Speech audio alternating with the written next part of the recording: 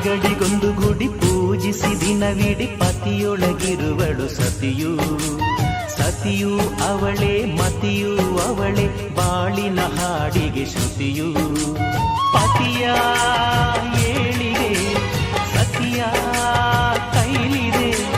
ಪತಿಹಿತವೇ ಸುಖ ಮಾಂಗಲ್ಯವೇ ಮುಖ ಎನ್ನುವ ಸತಿಯೇ ಉಸಿರಿನ ತನಕ.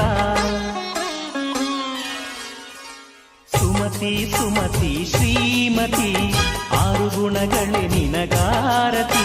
ಮನಕ್ಕೆ ಒಡತಿ ಮನೆಗೆ ಗರತಿ.